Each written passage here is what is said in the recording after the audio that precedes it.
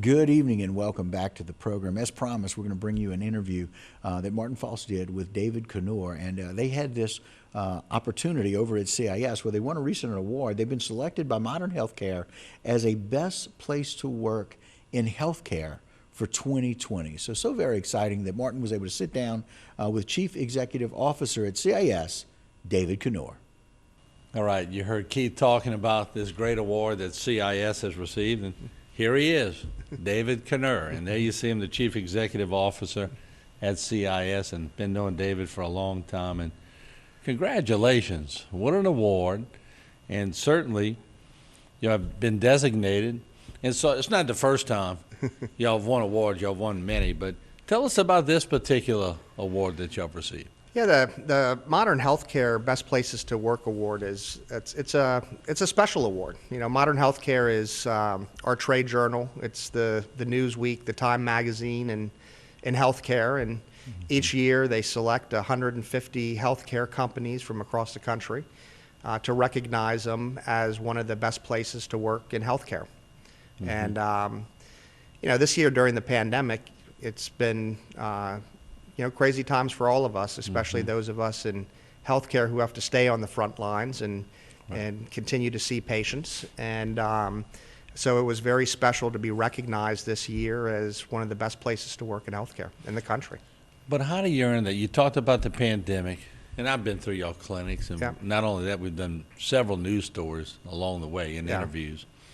And so I feel like y'all are a part of the family here at HTV. So we've seen the integral work that you all do. But then a pandemic comes along and it sort of derails healthcare all across America. But y'all keep rolling along. So the plan had to work. How did y'all do it? Good question, Martin. We stayed very focused on our mission. You know, our mission is to provide our patients with the highest quality cardiovascular care available. And every 37 seconds, an American dies of cardiovascular disease. So during a pandemic, especially a pandemic that affects disproportionately those immunosuppressed, those with cardiovascular disease, at this time more than ever, it's critical that we're at the top of our game taking care of our patients, and that patients aren't delaying their care, you know. And so we just stayed very focused on our mission, and that's what we've done for now over 37 years, is stayed focused on our mission. We talk about work ethic a lot, and guys like me and you, we could talk about work ethic all day long. But to get people to buy into work ethic, sometimes you have to teach people. Others walk in the door and they're ready to go from the word go, but that screening process is important. Yeah. Y'all been pretty good at identifying good work ethic, and that's not just by chance, is it? No, it's not. It's our culture. You know, our culture, we're a physician-led, employee-driven, mission-focused company, and we have a rigorous screening process to bring new employees on. And when you look at the average tenure at CIS, it's amazing how many employees we have that have been with us 35 years, 30 years, 25 years. You know, it's we now have 900 employees. Wow. And have been growing, you know, pretty quickly. But we still, the core employees have been with us a very long time and have been able to embed that culture into the newcomers coming on to join us and really ingrain it in them. And you know, if you don't buy into the secret sauce, then you're going to stick out like a sore thumb real fast. And but excited about our new employees. I still, to this day, do our orientation. I spend 2 hours talking about philosophy and where we came from with our new employees, and try to inspire them to be the best version of themselves every single day that they're at work. But you've always been good at that. I've watched you over the years. You're good, and that's right up your, that's right in your wheelhouse, so to speak. And I think the key also is you love what you do, but find people who love what they do. That's right. Yeah. For us, working at CIS, it's not a job. It's not even a career. It's a calling. It's what we do.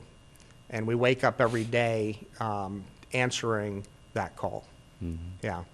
When we talk about healthcare too, and it's changed over the last few months. I mean, when you go to the clinic here in Houma, it's packed. Yeah. Every day. Yeah.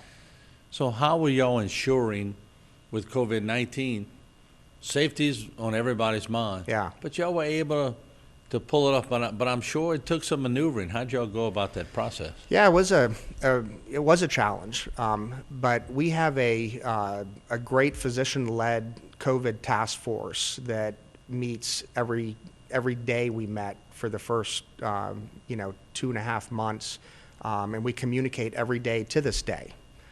Just last night, Pete Fail sent out a new study that came out in the New England Journal of Medicine that was published yesterday, a very interesting study that showed that people who had a very mild case of COVID-19 their immune response had a half-life of only 73 days.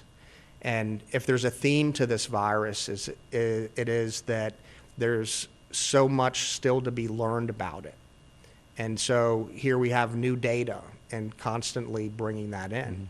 From a practice safety perspective, the task force followed the CDC guidelines step by step, recognizing that we could never close the clinics down, which is different than some of my counterparts in other parts of the country who shut their clinics down. But 5.5 years ago, we invested in a virtual care center and a virtual care center concept. Right. And today we see 30,000 patient, we solve 30,000 patient problems virtually through virtual care,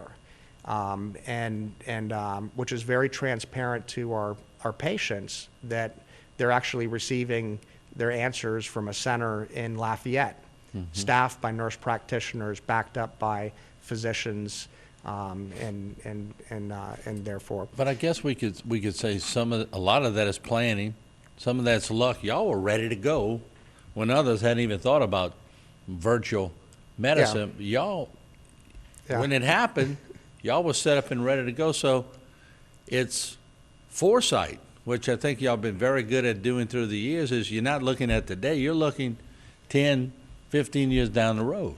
Absolutely, and we have to, because when you look at the aging population and you look at the supply of nurses and physicians across the country, we have to fundamentally change how healthcare is delivered. And this pandemic, if there's always some good that comes out of these situations, right? And one of the good is that the country is recognizing the power of telemedicine. Martin, we did 11,000 telemedicine visits in 60 days, which is just amazing. Now, again, we had the luck on our side that we had been in virtual care, so we had the infrastructure to pull that off. But we didn't miss a beat. At the height of the first wave, our volumes were down about 40%, and that lasted for 2 weeks. And then we got back up to regular volumes, some of them being done virtually, very appropriately so. And as we look at the transformation of healthcare in this country, telemedicine and virtual care is here to stay. But you made a good point. You said without that had some people staying home that were in critical time periods with you all, and COVID would have set the heart patients back, but y'all were able to stay on track. Exactly, yeah. And it's critical that cardiovascular patients receive their regular care. It doesn't do anyone any good to isolate at home and die of a heart attack. And as we've learned, COVID disproportionately affects people with hypertension. And so hypertensive patients need to make sure their blood pressure stays in check. I think most everybody's hyper tense right now with COVID-19 going on. But, with a few minutes left, when, like I said in the opening, y'all received so many awards and y'all put in the time.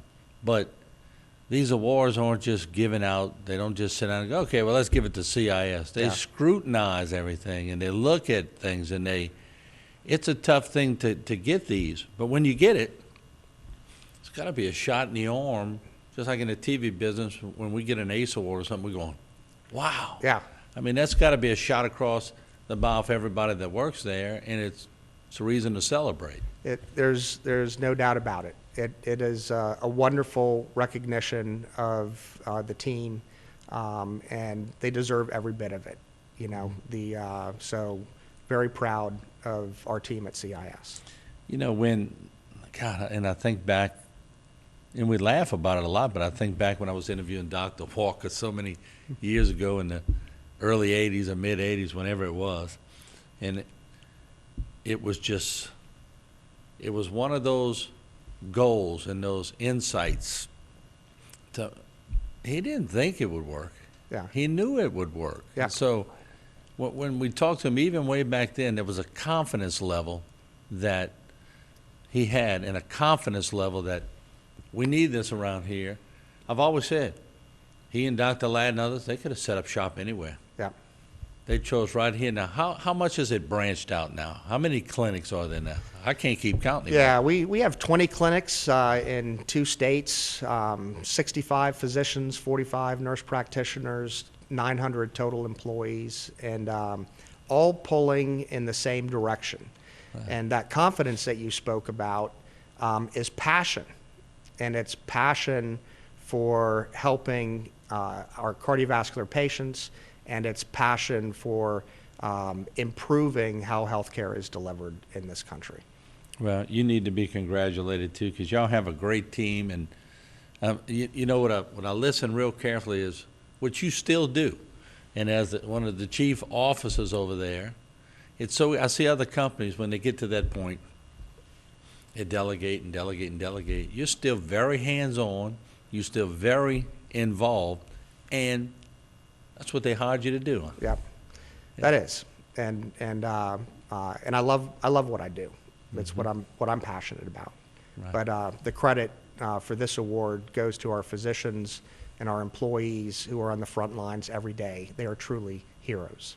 Well, David, I appreciate you coming by, and I appreciate the fact that y'all were able to keep this all going. I had many people tell me in passing and coming on, and a lot of people worried about their health would tell me the procedures they were going through at CIS, and none of them were worried, because it seemed like whatever it was that they were asked to do, they still were able to see their doctors and still were able to get their treatments, and whether they were seeing them in person or through a device, they still were getting that one-on-one, and that one-on-one is so important, isn't it? Yeah, it really is.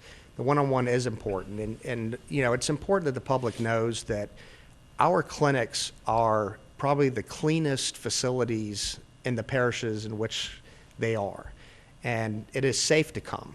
We have mobile check-in, for instance, where you can wait in your car and we'll come and get you when we're ready for you. And and obviously, as we're in the summer months and it's hot outside, we're cognizant of these smaller facts. We're trying to make sure that no one waits too long. And but continuing to get your health care, your cardiovascular care, is just essential for your health. Once again, David Canoni brought me. Look, I got to share it with y'all. Got to show y'all right here. It's the most comfortable mask, and we do wear them coming onto the desk, but we 8 feet apart, so we're not breaking any rules. But check that out. That is it's comfortable. I don't know the material it's made out of, but it is the most comfortable mask I've worn yet. So, David Canor, Chief Executive Officer at CIS, thank you for coming by. Congratulations. Thank you, Martin. Appreciate you. All right. All right, we'll take a short break. We'll be back with more Bayou Time. Don't go away.